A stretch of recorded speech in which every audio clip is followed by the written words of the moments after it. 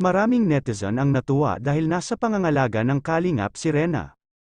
At ganun din ang Japan charity groups, dahil wala na silang iisipin pang pag-alala kay Rena, matapos nga itong napa-check up. Dahil kung nasa poder ni Tatay Nestor, ay walang kasiguraduhan, kung ito ba ay mapakain at mapainom ng gamot sa tamang oras. Mismong nanay ni Rena ang gumawa or nagdesisyon para sa kanyang anak.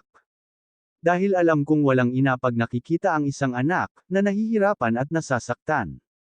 Pakinggan po natin ang audio clip mula kay Kuya Val at Kalingap Roda, kung paano nga ba nangyari.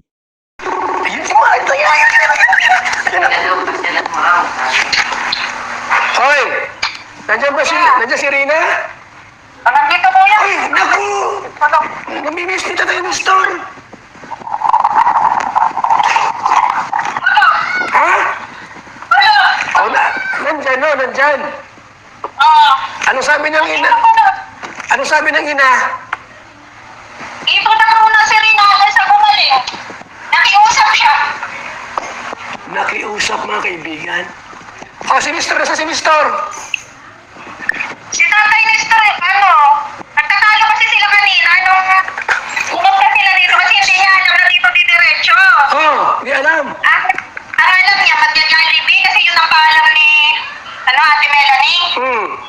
Magja-Jollibee daw sila. Ngayon? Dumiretso dito. Nagtatalo sila pagdating dito. Oh. Ngayon, nagtatalo. Nag-walk out si Tatay Nestor. Sabi niya. Malagok-out. Ano nangyari? Hindi siya nagpunta. Hindi niya hinintay si Kalika Prap. Alam mo, Kalingap, hindi man problema yon. Hindi problema yon sa amin. Di ba? Kung pumayag si Melanie dalhin sa Manila, no problem yan. No problem sa amin yan. Ba't nag-walk-out pa si Tay Nestor? Ba't nag-walk-out naman siya? Anong problema?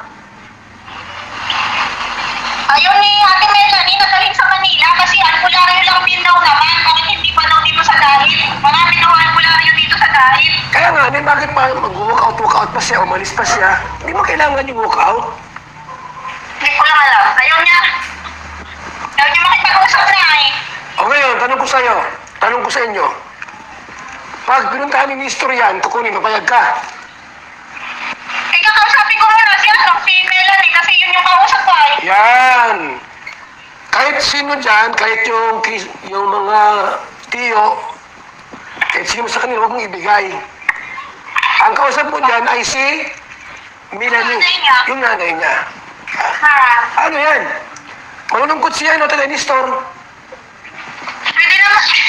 Ay, ayaw ko ipagdalaw ko yan. Natatakot ako. Oh. Huwag kang magpadalaw dyan.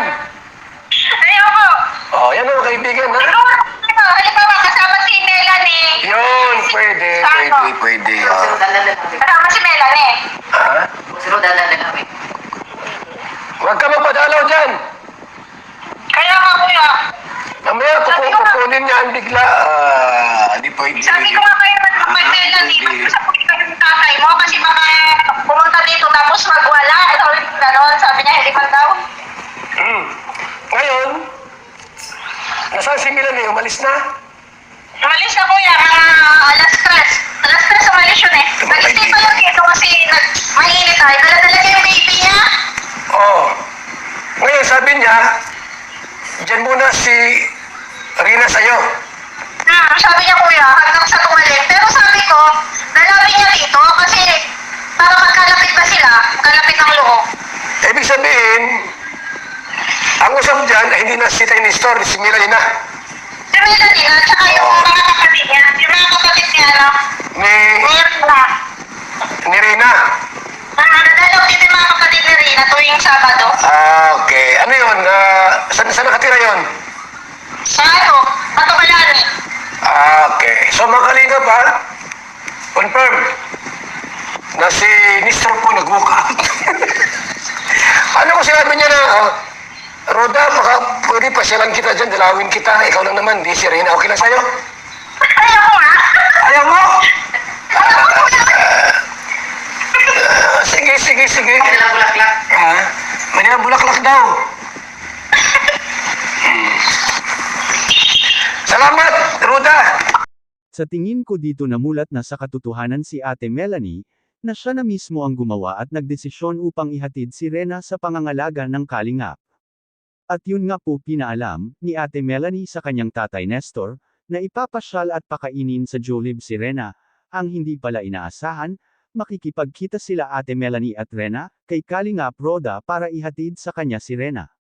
May mga netizen ang nagsasabi na wala na daw hawak na alas si tatay Nestor, at tapos na daw ang kanyang kadremahan sa social media, bukod dun hindi na rin makakatanggap ng pera, galing sa mga nagsulsol sa kanya. At maraming naniniwala na pinagkakakitaan niya si Rena, kaya ganun na lamang siya nagdedesisyon na hindi daw niya kaya, mawalay ang kanyang apo.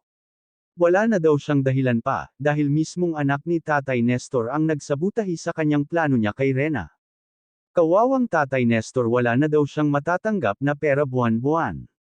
At may nalaman pa tayo mga kaagapay, nung tumawag daw yung sponsor ni Rena kay Tatay Nestor, sinasabi nila umiiyak daw si Tatay Nestor at sinabing wala na si Rena sa kanya at nasa pangangalaga na ng kalingap daw. Kung ikaw na lolo, bakit ka iiyak kung ikabubuti naman ni Rena ang kalabasan nito? Imbis na matuwa ka Tatay Nestor dahil maaalagaan ng husto ang iyong apo, kaso kabaliktaran ang nakikita sayo. Kaya tama lang na wala sayo si Rena at sa poder ng kalingap ang mag-aalaga. So ayan lamang po ang ating reaction mga kaagapay. Please subscribe my YouTube channel Kaagapay Mo. At syempre ang mga charity po natin pasuportahan po, sa pangunguna ng Compassionate Heart Caring Charity at Japan Charity Groups. Sila lang naman ay hangad lang nila makatulong. Maraming salamat po. 갑자기 내게 나타나준 너 난 아무 말도 할 수가 없었지